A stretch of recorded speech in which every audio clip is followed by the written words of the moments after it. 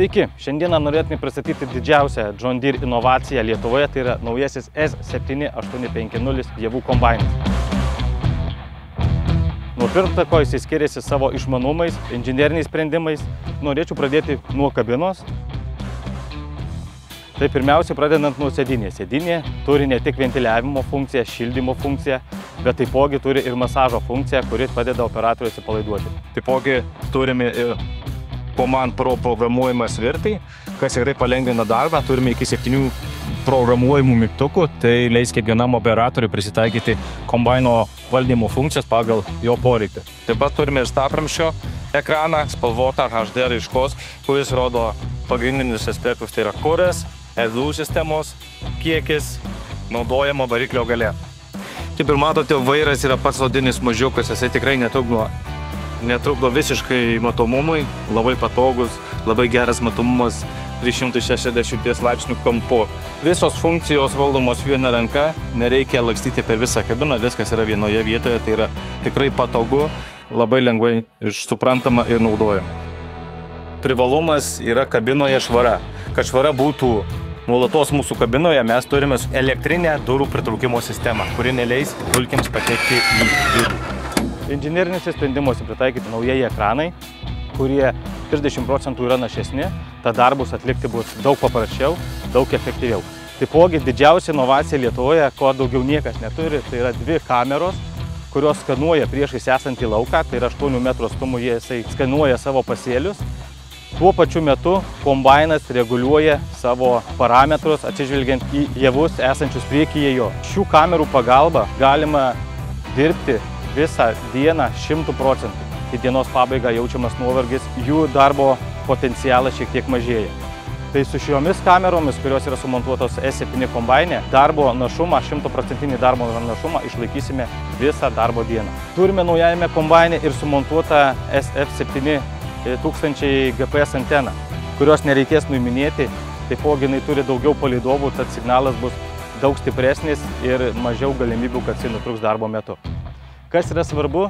Javų išleidimo sraigė. Šios sraigės dėka atsilenkia jinai 106 laipsniais, tai operatorius turės didesnę galimybę matyti išpilant grūdus. Taipogi, jeigu pastebėsite, turime reguliuojamą snapelį. Šios snapelio pagalba operatoriui bus dar paprasčiau išpildyti visą priekabos tūrį, pilant grūdus. Kalbant apie šitą sraigę, tai turime ir išmaniasias funkcijas, tai yra machine synkas. Manau, daugumą esate girdėję apie tai, kai kombainas gali perimti traktoriaus valdymą. Taip, kombainininkui yra daug paprasčiau užpilti javus į kombainą, jisai perima traktoriaus valdymą ir savo išmaniajame ekrane valdo traktoriaus greitį, traktoriaus važiavimo kampą. Tai yra tikrai svarbu, inovatyvu. Kuo mažiau stovėsime laukuose, tuo daugiau derliaus atsidurs mūsų aruoduose. Visos šios sistemos neveiktų be mūsų naujojo variklio, taipogi sumontuoto iš X9. Tai turime 13,6 litro variklį, kuris generuoja šitam S7 kombaine 580 arklio galių. Šio variklio privalumas yra tas, kad sukimo momentas yra išsaugomas visada didelis. Tai reiškia, kad rytais ar vakarais, kai javai atidriekia, mes turėsime didesnę galimybę dirbti laukuose, nesustojant ir negrįžtant į lauką. Tai šio variklio privalumas – kuro tausojimas. Jisai efektyvesnis yra 20% daugiau sutaupo kuro. Taipogi 20% yra našesnis. Tai galima traktuoti, kad šitas kombainas S7 yra 20% našesnis, lyginant su savo pirmtaku, nors turi tiek pat arklio galių. Dar vienas svarbus momentas tai yra smulkintuvas. Smulkintuvas irgi paimtas iš X9, turi aerodinaminius peiliukus, kurie darbo metu naudoja iki 20 arklių mažiau. Tai reiškia, kad kombainas turi didesnį potencialą dirbti laukuose, didesnį greitį, nes smulkintuvas mažiau apkrautas dėl variklio sąnaudų.